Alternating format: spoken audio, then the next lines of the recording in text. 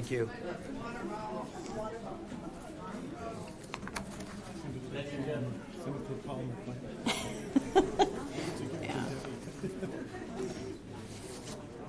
I don't understand why they don't want to stay for the riveting rest of the meeting. Thank you. All right, so we're doing things a little bit out of order tonight. We had a study session that we had put on the agenda for 5, that we have noticed the neighbors at 6 p.m., so we're going to do it right after the consent item. So we'll get to study session item number 2 right after consent, which should go very quickly. But prior to that, we have a special announcement from Councilmember Constantine. Sure. I'm the city's trustee on the Orange County Mosquito and Vector Control District, and it has been reported that a human case of flea-borne typhus has been reported here in the city of Fountain Valley. The cross streets for the case are Slater Avenue and Magnolia, and the Orange County Mosquito and Vector Control District will notify residents about the potential health threats of that, and they'll be posting signs that will remain in the area until the district staff has completed their final inspections and reports. So pretty much fleas found on cats, dogs, opossums, and other backyard wildlife can carry the bacterium that causes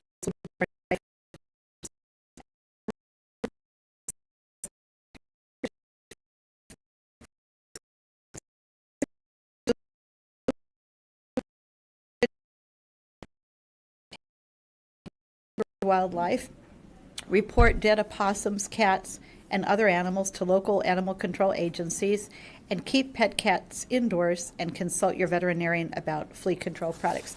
So I'm going to have our city clerk, Rick, leave these 3 pieces in case anybody in the audience wants to look at them. Thank you.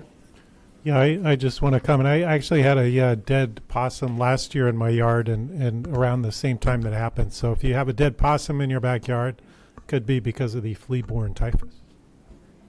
All right. Well, thank you for that update. Just to clarify, I said study session 2 was study session 1 that has been postponed. We'll get to that in a few minutes.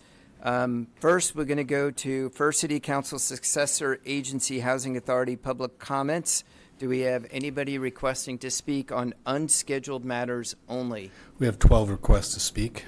Okay, so we have 12 requests. Just a reminder for those that are going to speak, since it's an unscheduled matter, as much as the council would like to comment, answer questions, give you feedback, we're not eligible to be able to do so.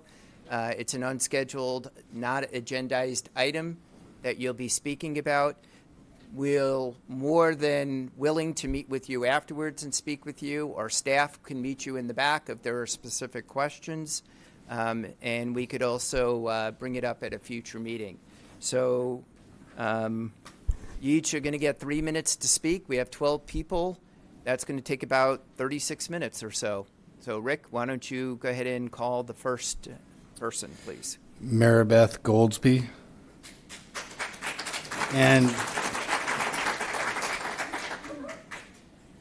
just our timer is not working, so I'm going to time you from here. When that buzzer goes off, that's 3 minutes. Welcome, Maribeth. Thank you. Mayor Grandis and council members, thank you for the opportunity to address you today regarding the issues we're facing in the Stardust Tract. My name is Mary Beth Goldsby, and I have both lived and worked in Fountain Valley for over 30 years. We have always loved Fountain Valley and commonly refer to it as an island of calm surrounded by chaos. I raised my children in my home and never thought twice about letting them ride bicycles around the neighborhood or to school, and I've never had any reason to feel unsafe or insecure or question the area with which I live. But, and that's a but with a capital B, things are changing. Our neighborhood has been subject to many threats recently. Garages are being burglarized, cars are broken into, children are being followed, drugs are being used in open areas, and drug paraphernalia and liquor bottles are found in the street. We routinely have men sitting on the curb in our street smoking marijuana. Now, I understand marijuana is legal in this state, but as far as I'm aware, it's not legal to do anywhere you'd like. The issues we are experiencing are absolutely stem from the sober living houses in our neighborhood, which have dramatically increased over the past several years. From what I understand, there are as many as 10 between Magnolia and Newland and Ellis and Garfield. The house I personally experienced negative issues with is the one located on Santa Marta. This home is not managed properly, and many of the issues we are experiencing are coming from this house. Though men walk by my house talking about buying drugs, I thought the term sober meant free from drugs and alcohol. I believe the owners of the house are clearly gaming the system. I understand they even have beds set up in the garage. I now understand that in order to get around the terms of the ordinance the council recently adopted, they have applied for a permit to run a mental health facility there instead of a sober living facility. This is a degradation of our neighborhood. We are no longer able to leave the garage door open for fear of theft, or more importantly, we can't allow children to play in the streets unsupervised. The Santa Marta house has invited criminals into the neighborhood, and it's been hell. Now, you might think that I'm against sober living houses in general. In fact, I'm not. We have Dee's House open in our neighborhood for the last 10 to 14 years. It's a sober living for women, and it's right across the street from the Santa Marta home. Another reason they may want to change permitting to mental health.